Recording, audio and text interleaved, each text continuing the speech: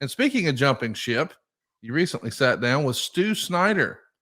We heard from him about the finale of Who Killed WCW. And last week over at adfreeshows.com, you had an opportunity to sit down with a fellow who led the march to purchase WCW, the WWF president, Stu Snyder, who saw the real value in purchasing WCW more than 20 years ago. Let's take a listen to part of that conversation from adfreeshows.com. One of the reasons I was attracted to buying WCW was not just about the television shows, but because of the library of programming. Because the one thing I truly believed in, and I said this to anybody within WWF, because I was the point guy on the deal. I said, what's valuable here long term, in my opinion, was the library. Because while the .com bust was happening, I looked down the road of the future, and the future I absolutely believed was online and streaming and so forth. And I said that library, especially for the wrestling fan, is going to have a lot of value downstream. I loved seeing you catch up with Stu Snyder. How did the conversation go from your perspective, Eric? I mean, first of all, shout out to Stu for even doing it, because a lot of people who don't know me and have only heard the stories and all that likely would not have put themselves in the position that Stu did. I dug the guy. By the way, shout out, Stu. I'll reach out to you this week. I've been a little busy since we chatted last week, but I got along great with him. He owns a lobster pier in Maine. It's got restaurants and bars and commercial sales of lobsters that they ship all over the United States. He started that with a friend about 11 years ago and is doing really, really well. So we hit it off right off the bat. Like before we hit record, he was telling me about, lobster cartel owner, and we caught up on a lot of different things and talked about people that we both knew, because this was really the first time I'd ever talked to Stu. We worked together in Turner when he was president of Turner Home Entertainment, and I was an announcer in WCW and maybe executive producer, but I really had no interaction with Stu.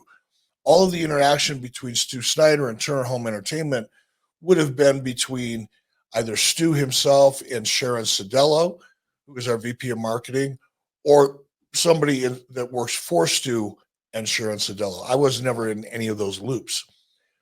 So it was first time. And then given the fact that he led the charge, in his words, to acquire WCW, just a fascinating conversation. And I'll tell you the other thing it cleared up.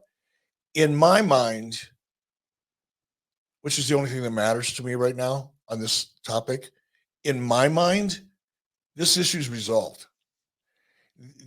Was it slippery? Was it shady? Were there things done, said? Was the timing creative? Yes. Do I think that there were some conversations that were had that probably people hope never come to light? Yeah. But do I think it was as nefarious of an acquisition as even I was allowed to let myself believe based on all of the other murky circumstances? I don't think so.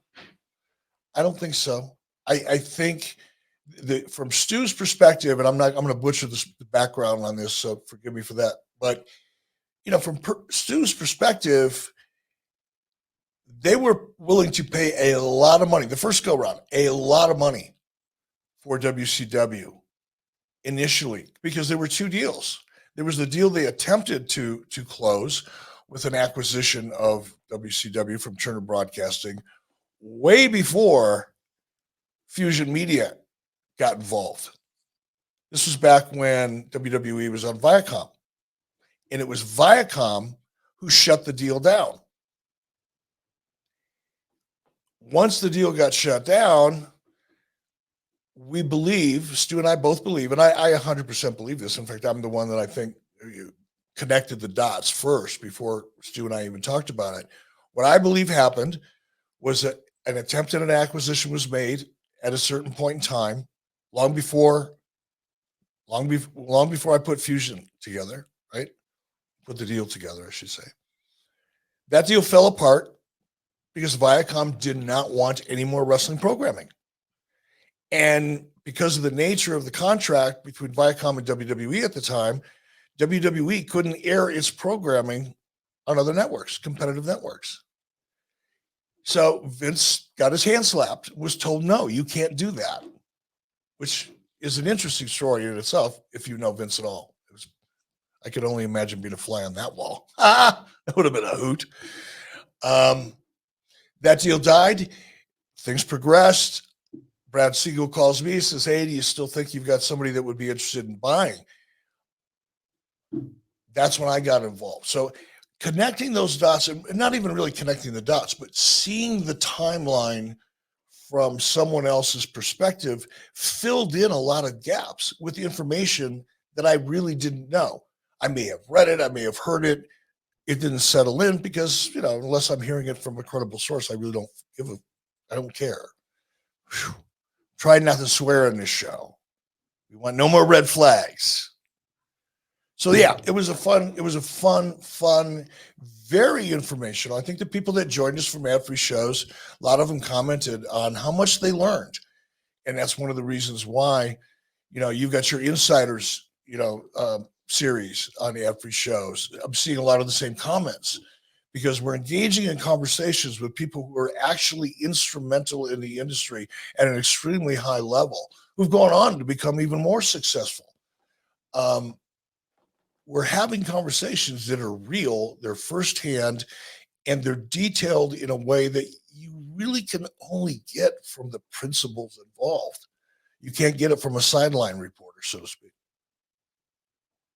Catch the entire conversation between Eric Bischoff and Stu Snyder right now exclusively at adfreeshows.com. Stu's going to talk about his time with Turner, how he landed in the World Wrestling Federation, what his real relationship was like with Brad Siegel, and how that deal to purchase WCW all came together. It's available now in long form at adfreeshows.com, along with more than 100,000 hours of other bonus content, including exclusive series you can't get anywhere else with Tully Blanchard and Mike Chioda and Nick Patrick and Kevin Sullivan and Lex Luger and David Crockett and so much more. It's adfreeshows.com. SaveWithConrad.com. I'm Nick Castillo from Waterville, Ohio. I've listened to several of his podcasts for a few years and have always heard the ads for Save with Conrad. And my wife and I were looking to refinance, and we had looked into a couple different options. And then I had remembered one of the ads and contacted you guys. And here we are. We had some debt that we accumulated, and we wanted to pay it down, get everything in under a much better, more manageable APR. So smooth. I've never had anything finance go that easy. We got a chance to work with Francis and Larry. They made everything comfortable. They were very personable. They were on top of everything. They made sure we were on top of everything. They were with us every step of the way, kind of guiding us. So like I said, I've never had an experience that went that smooth. Right off the bat, we saved at least $250 a month. Within a couple of months, we'll probably be at the $400 to $500 mark a month. I'm Nick Castillo from Waterville, Ohio, and I've saved over $400 a month with SaveWithConrad.com. NMLS number 32416, equal housing lender, SaveWithConrad.com.